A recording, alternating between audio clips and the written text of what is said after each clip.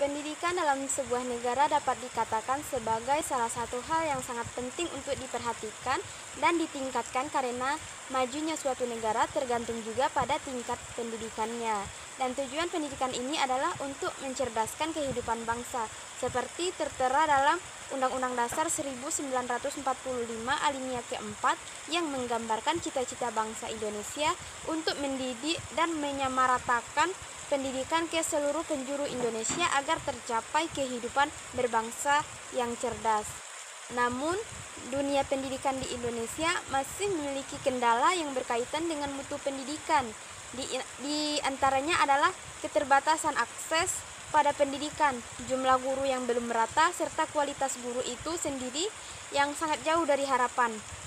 Masalah pendidikan tak pernah usai dibahas, padahal pendidikan adalah hal yang paling fundamental dalam berkehidupan dan dalam membangun bangsa yang berkemajuan.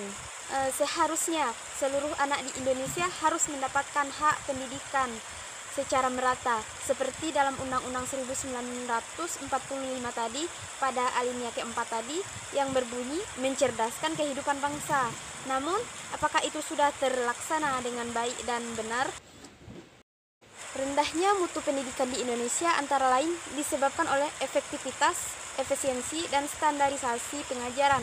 Kurangnya kreativitas para pendidik juga menyebabkan pendidikan kita semakin tertinggal. Kurikulum pendidikan yang dibuat hanya berdasarkan pada pengetahuan pemerintah tanpa memperhatikan kebutuhan tiap daerah di Indonesia.